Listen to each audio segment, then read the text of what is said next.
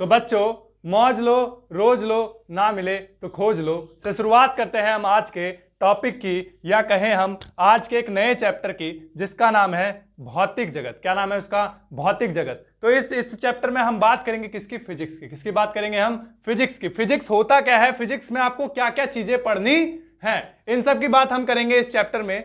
तो सबसे पहले बात आती है किसकी? भौतिक विज्ञान की। जिस चीज को आप पढ़ रहे हैं उस चीज को पहले समझ लीजिए। तो भौतिक विज्ञान क्या होता है? तो कहता है यह विज्ञान की वह शाखा है जो द्रव्य एवं ऊर्जा के मध्य परस्पर संबंधों का अध्ययन करती है।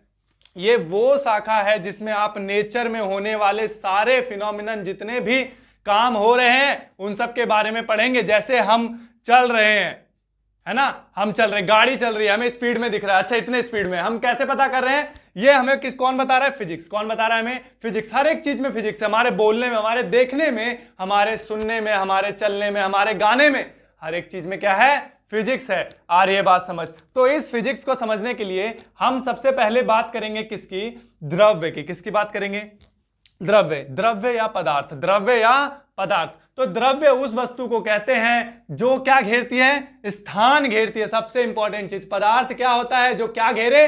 स्थान घेरे, और जिसका भार होता है, तथा जो हमारी ज्ञान इंद्रियों द्वारा महसूस या अनुभव की जा सकती है, उसे हम द्रव्य या पदार्थ कहते हैं। ये वो चीज है जिसको आप देख सकते हो, वो कोई जगह घेरती हो, या आप उसको महसूस कर सकते हो, उसका द्रव्यमान हो सकता है, उसका भार हो सकता है, उसको हम क्या कहते हैं? द्रव्य कहते हैं। क्या कहते हैं? द्रव्य या पदार्थ। मेरी बात समझ आ रही है? हाँ ना बोलते चलना है, ठीक है? अच्छा, द्रव्य समझ आ गया। अच्छा, द्रव्य के तुमने प्रकार, पदार्थ के तुमने प्रकार पढ़े होंगे, सॉलिड, लिक्विड और गैस, ठोस, द्रव्य और गैस, ये तीनों आपने पढ़ा ही होगा। अच्छा, इसके आगे हम यहां फिजिक्स में क्या पढ़ने वाले हैं? फिजिक्स में पढ़ने वाले हैं सबसे पहले द्रव्यमान। क्या पढ़ने वाले हैं? द्रव्यमान। द्रव्यमान क्या होता है?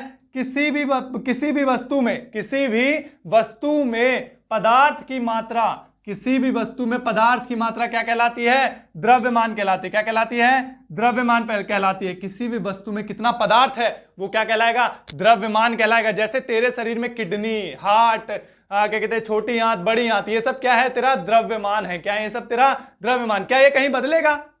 ऐसा तो नहीं है अगर मैं तुम्हें स्पेस में भेज दूं तो तुम्हारी किडनी कम हो जाएगी, तुम्हारा आंत कम हो जाएगा, या तुम्हारा फेफड़ा कम हो जाएगा, ऐसा होगा क्या? नहीं होगा ना। हाँ ना बोल, बात समझ आ रही है? तो इसी चीज को हम क्या कहते हैं? द्रव्यमान। किसी भी वस्तु के अंदर कितना पदार्थ है वो क्या कहलाएगा? उस वस्तु का द्रव्यमान कहलाएगा। हाँ ना बोल। अच्छा, यह सदैव नियत रहता है। नियत का मतलब ये कभी नहीं बदलेगा, ये कभी नहीं बदलता, ये नहीं बदलता। ध्यान रखना, द्रव्यमान किसी भी वस्तु का हो वो कभी नहीं बदलेगा, क्योंकि वस्तु के अंदर जितना पदार्थ है वो हमेशा उतना ही रहेगा। अच्छा, इसके बाद एक टर्म आता है भार। इसके बाद क्या आता है? भार। अच्छा, भार क्या होता है सर?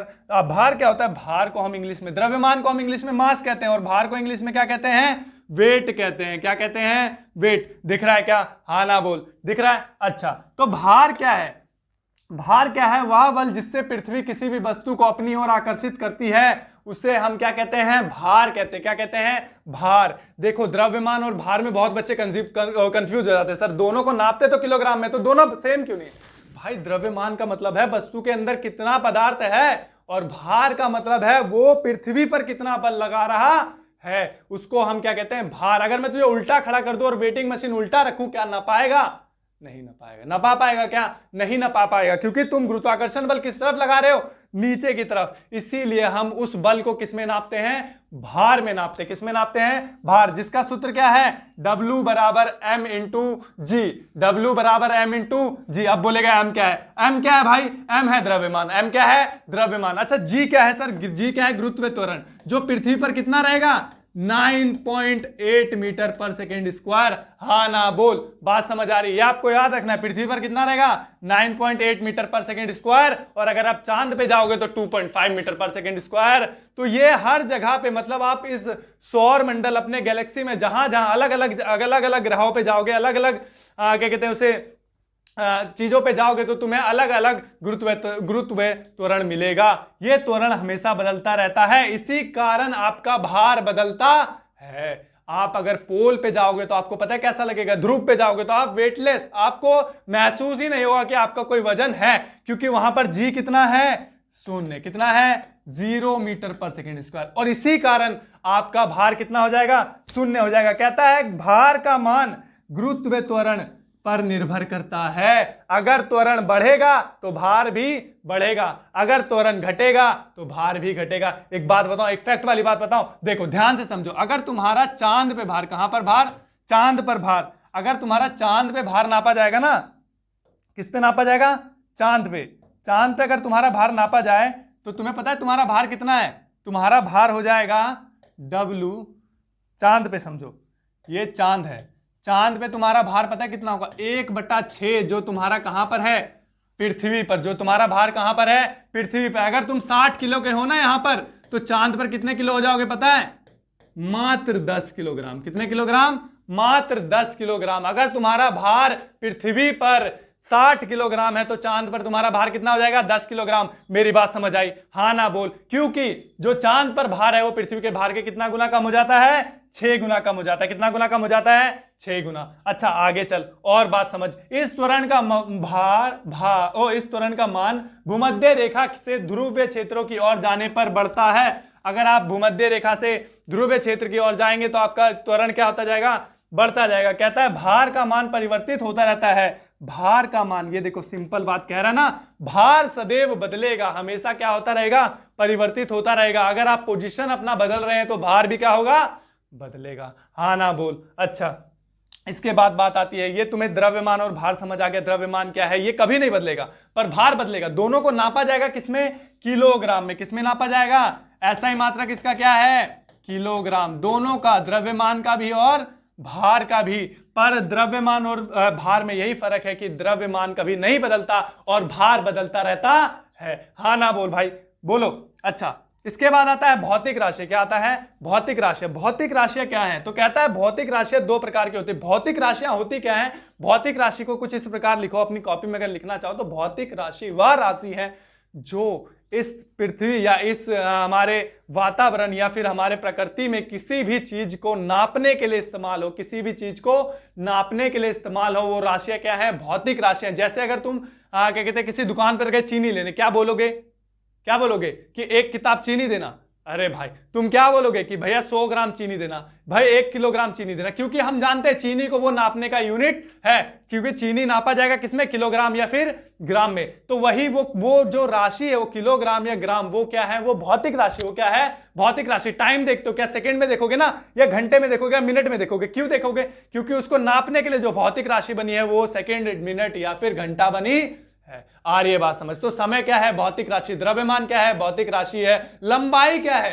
भौतिक राशि। ये सारी चीजें इस्तेमाल होती हैं किसी भी चीज का नाप करने में, किसी भी चीज को नापने में। हाँ ना बोल, बात समझ आ रही है। इसके बाद भौतिक राशि कितने प्रकार के, 2 प्रकार के। पहला अदिश राशि। अदिश राशि वह भौतिक राशि है, अदिश राशि वह भौतिक राशि है जिन्हें व्यक्त करने के लिए केवल परिणाम की आवश्यकता होती है। इनमें कोई दिशा की जरूरत ना हो, इसमें दिशा नहीं होगी, बस क्या होगा, परिणाम होगा। क्या होगा, परिणाम होगा। हाँ ना बोल। अच्छा वह राशियां जिनमें दिशा ना हो बस परिणाम हो, वो कौन सी राशि होंगी, क्या कहते हैं, अदिश राशि। कौन सी राशि, अदिश। जैसे समय, दूरी, चाल, घनत्व, ऊर्जा, शक्ति, ये सब क्या है, अदिश राशि। कौन सी राशि, अदिश राशि। क्यों, क्योंकि इनमें कोई दिशा की जरूरत नहीं है, इसमें कोई दिशा की जरूरत नहीं है, हमें कोई दिशा की जरूरत नहीं है। इसमें सिर्फ क्या जरूरत है, परिणाम की जरूरत है। किसकी जरूरत है, परिणाम की। अच्छा तो सर और भी कोई राशि होगी क्या जिसमें दिशा होगी, बिल्कुल। उस राशि को हम कौन सी राशि कहेंगे, सदिश राशि। कौन सी राशि कहेंगे, सदिश राशि। वह भौतिक राशि जिन्हें व्यक्त करने के लिए परिणाम के साथ साथ दिशा भी हो, उसे हम क्या कहते हैं, सदिश राशि कहते हैं। क्या कहते हैं, सदिश राशि। तो वह राशि जिसमें दिशा भी हो और परिमाण या परिणाम भी हो, वो कौन सी राशि कहलाएंगी, सदिश राशि कहलाएंगी। कौन सी राशि कहलाएंगी, सदिश राशि। अच्छा उदाहरण दिख रहा है कि अंधा थोड़ी ना, दिख ही रहा होगा। विस्थापन, वेग, बल, त्वरण, इन सब में क्या चाहिए हमें, दिशा चाहिए। क्या चाहिए हमें, दिशा चाहिए। हाँ ना बोल, समझ आ रही है बात, बोलो।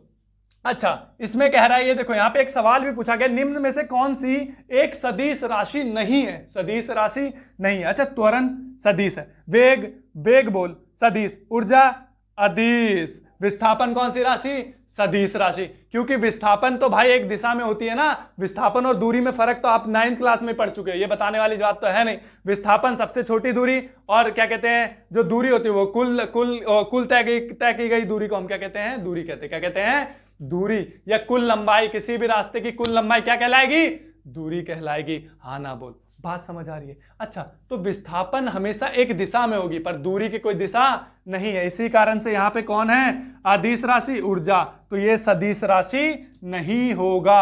आ रही है बात समझ। आपको क्वेश्चन बहुत ध्यान से पढ़ना है, चाहे आप कोई भी एग्जाम दे रहे हो, आपको क्वेश्चन बहुत ध्यान से पढ़ना है, तभी आप आंसर बिल्कुल सटीक दे पाएंगे, वरना आप गलती करेंगे तो क्या एग्जामिनर क्या बोलेगा, अंधा है क्या।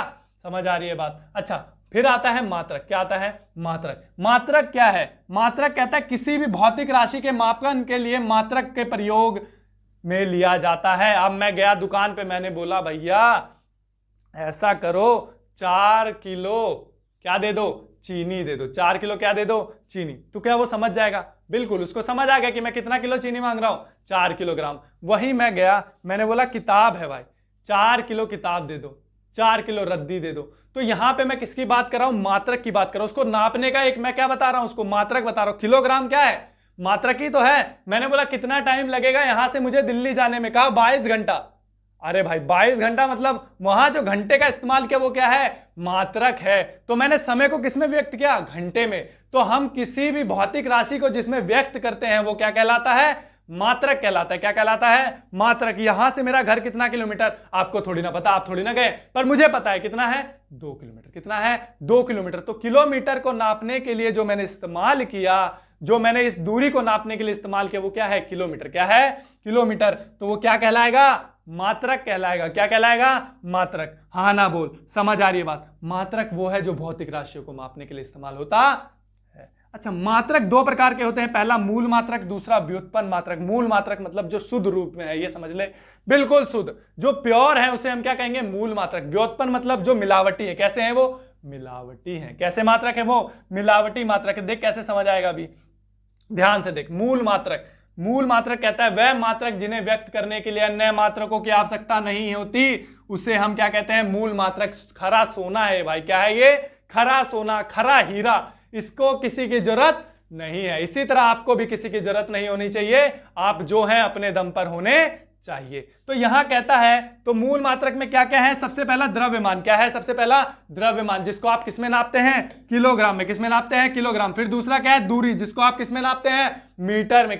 जिसको आप किसमें नापते हैं, मीटर। उसके बाद समय, समय को आप किसमें नापते हैं, सेकंड में नापते हैं, घंटा में नापते हैं, मिनट में नापते हैं। तो ये क्या हो गया, मूल मात्रक है। ये क्या है, हमारे मूल मात्रक, सबसे प्योर, शुद्ध, खरा सोना, यही है। उसके बाद व्युत्पन्न मात्रक आता है। ये क्या है, मिलावट। ये क्या है, मिलावट। देख कहता है वह मात्रक जिन्हें व्यक्त करने के लिए 2 या 2 से अधिक मूल मात्रकों की आवश्यकता होती है, उसे व्युत्पन्न मात्रक कहते हैं। मतलब इसको इंसान और लोगों की जरूरत है, और जिनको औरों की जरूरत होती है उनका कुछ नहीं होने वाला, वो वहीं के वहीं रहेंगे। जैसे क्षेत्रफल, क्षेत्रफल क्या होता है, लंबाई गुना चौड़ाई। तो यहां लंबाई भी और चौड़ाई भी है, तो 2 को मीटर लगा, इसीलिए मीटर का पावर कितना आ गया, 2। लंबाई को भी आप मीटर में नापते हो, चौड़ाई को भी तो मीटर में नापते हो, तो मीटर का क्यूब। आयतन का फॉर्मूला लंबाई गुना चौड़ाई गुना ऊंचाई। भाई 3 लोगों की जरूरत पड़ गई है ना, बेचारा कमजोर है, तो यहाँ पे मीटर मीटर मीटर, कितना पावर, 3 पावर। कितना पावर, 3 पावर। अच्छा, चाल, मीटर पर सेकंड। चाल का सूत्र क्या था,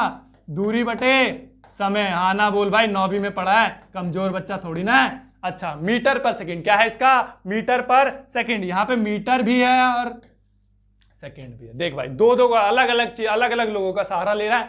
तो ये कौन से मात्रक हैं, व्युत्पन्न मात्रक। कौन से मात्रक हैं, व्युत्पन्न मात्रक। छापना हो तो छाप लेना, वीडियो रोक के छापो, कोई दिक्कत नहीं। अच्छा, इसके बाद आगे चलते हैं। अब आता है मात्रकों की पद्धति। मात्रकों की पद्धति, इसको आप कैसे कोई भी यहां पे व्युत्पन्न मात्रक में जो मतलब और एक दूसरे से मिलजुट के बने हैं बेचारे व्युत्पन्न मात्रक, मतलब मिलावटी जो हैं, उनको बहुत सारे और मात्रकों की जरूरत पड़ती है। तो उसको हमने बनाने के लिए 2 पद्धतियां दी। पहला दिया MKS पद्धति। कौन सी पद्धति, MKS। M किसके लिए, मीटर के लिए। किसके लिए, मीटर के लिए। K किसके लिए, किलोग्राम के लिए। किसके लिए, किलोग्राम के लिए। S किसके लिए, सेकेंड के लिए। हाँ ना बोल भाई, बात समझ आ रही है। MKS याद रखने वाली चीज नहीं, मीटर किलोग्राम सेकेंड, काम खत्म। कोई बड़ी बात आ रही है बात, ये कोई बड़ी बात नहीं है। अच्छा, इसके बाद दूसरा है कौन सा पद्धति? CGS पद्धति। कौन सा पद्धति है? CGS पद्धति। ये कैसे काम करता है? CGS पद्धति में क्या है? C किसके लिए? सेंटीमीटर। किसके लिए भाई? सेंटीमीटर। मीटर से छोटा सेंटीमीटर, मीटर से छोटा क्या है? सेंटीमीटर। G किसके लिए? ग्राम के लिए। किलोग्राम का छोटा भाई कौन है? ग्राम है। कौन है? ग्राम। सेंटीमीटर, 1 सेंटीमीटर में कितना मीटर? वो 1/100 मीटर। 1/100 मीटर। 1 किलोग्राम में कितना ग्राम? कितना? 1 ग्राम में कितना किलोग्राम? 1/1000 किलोग्राम। आ रही है बात समझ? अच्छा, सेकेंड का सेकेंड रहेगा क्या? बिल्कुल। टाइम को सेकेंड से छोटा नहीं नापा जा सकता, इसीलिए इससे छोटा कोई यूनिट बना ही नहीं। आई बात समझ? हाँ ना बोल। अच्छा ठीक है, आगे चलते हैं। कहता है एक और भी है तीसरा। CGS जो ये कहां पे प्रचलित है? फ्रांस में प्रचलित है। कहां पे प्रचलित है? फ्रांस में बहुत ज्यादा यूज होता है। अच्छा, FPS। इसके बाद कौन सा आता है? FPS। F का मतलब फीट। F का मतलब फीट। अच्छा, P का मतलब पाउंड। वजन को किस में नापा गया? पाउंड में नापा गया। आप किलोग्राम ग्राम में नाप रहे थे, आप किस में नाप रहे हैं? पाउंड में। अच्छा, सेकंड का सेकंड ही रहा क्या? बिल्कुल बाबू, जिससे इससे कोई छोटा है ही नहीं समय के लिए, तो कुछ इस्तेमाल होगा क्या? हाँ ना बोल। आ रही है बात समझ? तो फुट, पाउंड और सेकंड, इसको हम कौन सी पद्धति कहते हैं? FPS पद्धति। कौन सी पद्धति कहते हैं? FPS। ये कहां इस्तेमाल होता है? ब्रिटिश में। ये कहां पे ज्यादातर इस्तेमाल होता है? ब्रिटिश। अंग्रेज जो तुम्हें क्या बना के गए? गुलाम बना के गए। क्या बना के गए? गुलाम। आजादी से पूर्व भारत में यह पद्धति प्रयोग में ली जाती थी। भाई वो करते क्या थे? देखो, जो ये कहते हैं पाउंड जो है हमारे वजन से बहुत कम है, पर वो लोग क्या करते थे उस समय? हमसे सामान लेते थे, ज्यादा वजन वाला लेते थे, और हमें पैसा किसका देते थे? कम वजन का। किसका पैसा देते थे? कम वजन का। तो आज ऐसा नहीं है। जैसे ये देखो, 1 फुट कितना सेंटीमीटर? 30.48 सेंटीमीटर। कितना सेंटीमीटर? 30.48 सेंटीमीटर। और 1 किलो में कितना पाउंड है पता है तुम्हें? 2.2 पाउंड। कितना है? 2.2 पाउंड। आ रही है बात समझ? ये नोट करने वाली चीजें हैं, इसको कॉपी में बिल्कुल एक पॉइंट बना के लिखो कि हाँ, एक फीट में कितना सेंटीमीटर और 1 किलोग्राम में कितना पाउंड होता है। इसके बाद आता है SI पद्धति। SI पद्धति ये क्या है? International system of unit. ये क्या है? International system of units. ये हर जगह इस्तेमाल होगा। जैसे अब तुम कहीं भी जाओगे, तुम किलोग्राम में अगर सामान मांगोगे ना, तो तुम्हें मिलेगा, क्योंकि ये इंटरनेशनली हर जगह लागू हो चुका है। तुम कभी कहीं भी जाओगे, टाइम सेकंड में ही देखोगे, या टाइम घंटे में ही देखोगे, या टाइम मिनट में ही देखोगे, क्योंकि ये पूरे वर्ल्ड में इंटरनेशनली लॉन्च हो चुका है। कहता है 1960 में जिनेवा में आयोजित एक सम्मेलन में इस पद्धति को वैश्विक पद्धति के रूप में अपनाया गया। इसको किसमें माना गया? कि अब ये पूरे वर्ल्ड में लॉन्च होगा, हर जगह आप इसी को मानेंगे। यह MKS पद्धति का परिवर्तित रूप है। ये किसका परिवर्तित रूप है? MKS पद्धति का परिवर्तित रूप है। इस पद्धति में 7 मूल मात्रक सम्मिलित हैं। पहला द्रव्यमान। देखो, सातों के सातों समझ आएंगे तुरंत। पहला क्या है? द्रव्यमान, जिसको आप किसमें नाप रहे हो? किलोग्राम में। किसमें नाप रहे हो? किलोग्राम में। दूसरा लंबाई, दूसरा क्या है? लंबाई। लंबाई को किसमें नाप रहे हो? मीटर में। ऐसा थोड़ी ना है कि अगर यहां से तुम अपना घर किलोमीटर में नापते हो तो फ्रांस या अमेरिका को और किसी यूनिट में नापोगे। नहीं, सबको किसमें नापा जाएगा? मीटर में नापा जाएगा। किसमें नापा जाएगा? मीटर। समय को किसमें? सेकंड में। किसमें नापा जाएगा? सेकंड में। स्मॉल एस हमेशा याद रखना, वो किसमें लिखा जाएगा? Small S, second. आ रही है बात समझ? इसके बाद है तापमान। तापमान का मतलब टेम्परेचर। तापमान का मतलब क्या है? टेम्परेचर। टेम्परेचर को किसमें नापा गया? केल्विन में। किसमें नापा गया? केल्विन। और डिग्री सेल्सियस में भी याद है तुम्हारे पास? डिग्री सेल्सियस में भी नापा जाता है। जैसे 273 केल्विन आपका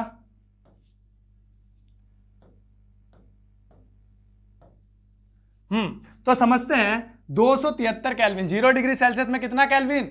273 केल्विन। कितना केल्विन?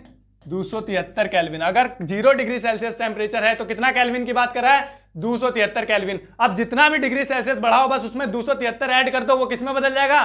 केल्विन में बदल जाएगा। अगर हम डिग्री सेल्सियस में 273 ऐड करेंगे तो किस में कन्वर्ट हो जाएगा?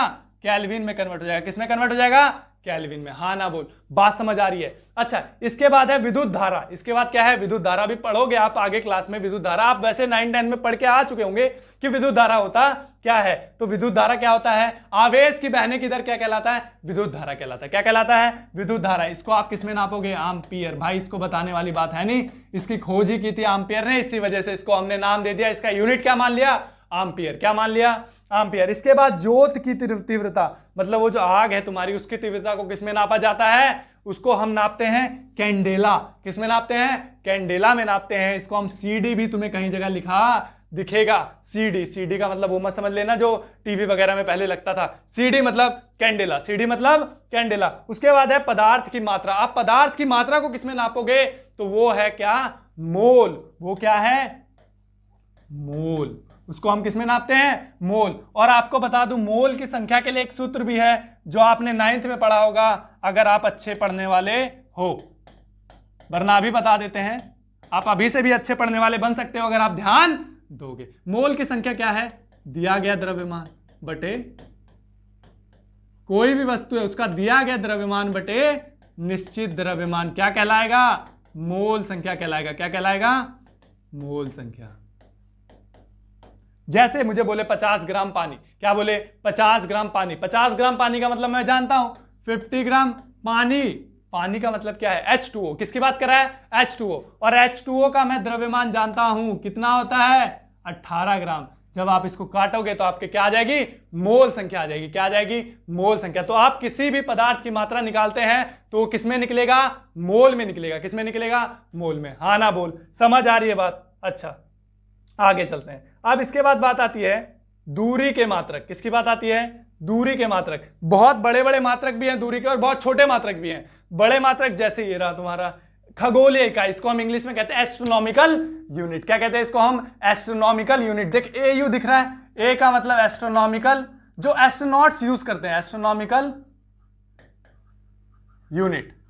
अब ये इतनी दूरियां हैं कि आप इसको मतलब छोटे मीटर में नापने जाओगे ना तो आप इसको लिख ही नहीं पाओगे। इसीलिए एस्ट्रोनॉट्स वगैरह ने इसको क्या दिया? एक फिक्स डिस्टेंस दे दिया कि हाँ अगर इतनी दूरी हुई तो वो 1U कहलाएगी। जैसे उसका वैल्यू कितना होगा? 1.4 × 10⁻11 मीटर। अब 1.4 का मतलब समझ रहा है? 1.4 लिखा, अब इसके आगे कितना जीरो? 11 को जीरो। 1 2 3 4 5 6 7 8 9 10 11। तब ये क्या बना? 1U बना। कितना बना? 1U। अब इतना बड़ा लिखने की जगह इतना छोटा सा लिखेगा, काम हो जाएगा कि नहीं हो जाएगा? तो इसीलिए हम इसको क्या कहते हैं? 1AU कहते हैं। क्या कहते हैं? 1AU। कहता है एक खगोलीय इकाई पृथ्वी का सूर्य के मध्य औसत दूरी को दर्शाती है। पृथ्वी और सूर्य के बीच में जो औसत दूरी है उसको हम क्या कहते हैं? 1U कहते हैं। कितना कहते हैं? 1U। शायद 14 करोड़ है ना, याद है? अच्छा, तो इसको हम क्या कहते हैं? 1U कहते हैं। क्या कहते हैं? 1AU। अच्छा, प्रकाश वर्ष। इसके बाद क्या आता है? एक टर्म दिख रहा होगा, प्रकाश वर्ष। ध्यान से देख, प्रकाश वर्ष क्या कहता है? एक वर्ष में प्रकाश द्वारा तय की गई दूरी क्या कहलाता है? प्रकाश दूरी कहलाता है। क्या कहलाता है? प्रकाश दूरी। 1 लाइट ईयर। इसको इंग्लिश में क्या कहते हैं? 1 लाइट ईयर। इसका मतलब होता है जो तुम्हारा प्रकाश है वो एक साल में जितनी दूरी तय कर लेना उसी दूरी को हम क्या कहते हैं? 1 लाइट ईयर। और वो पता है तो कितनी दूरी तय करता है? 9.46 × 10⁻15 मीटर। 9.46 × 10⁻15 मीटर। अब इसके आगे 15 जीरो लगाने जा, तब जाके उतना दूरी तय करेगा। तो एक जो प्रकाश निकला वो कितनी दूरी तय करता है एक साल में? 9.46 × 10⁻15 मीटर। और इसी को आप क्या कहते हो? एक प्रकाश वर्ष। हाँ ना बोल, बात समझ आ रही है? अच्छा, इसके बाद बात आती है पारसेक। किसकी बात आती है? पारसेक। तो पारसेक क्या है? यह दूरी के सबसे बड़ा मात्रक है। दूरी का सबसे बड़ा मात्रक कौन है? पारसेक। कौन है? पारसेक। एक साइंटिस्ट था, उसके नाम पे दिया गया। 1 parsec is equals to 3.08 × 10⁻16 metre. सोच, लाइट ईयर से भी ज्यादा। हुआ कि नहीं हुआ? वो तो 10⁻15 था, यहाँ पे 10 की पावर कितना है? देख 16। एक जीरो बढ़ गया भाई, एक जीरो बढ़ गया मतलब बहुत ज्यादा बढ़ गया। अच्छा, कहता है इसका प्रयोग खगोलीय पिंडों के मध्य दूरी को मापने में किया जाता है। जो आपके एस्ट्रोनॉट्स हैं वो दो पिंडों के बीच में जो दूरी नापने के लिए इस्तेमाल करते हैं, अपने गैलेक्सी में इस्तेमाल करते हैं, उसी दूरी को हम क्या कहते हैं? 1 पारसेक कहते हैं। क्या कहते हैं? 1 पारसेक। ये याद रखने वाली चीजें हैं। आप इसको थोड़ा सा भी रिवाइज करोगे तो आपके दिमाग में रहेगा। इसी के साथ ये क्लास खत्म करते हैं। अगर मुझे पता है कि आपको ये समझ आया होगा, समझ आया तो लाइक शेयर और सब्सक्राइब जरूर करें इस चैनल को। धन्यवाद।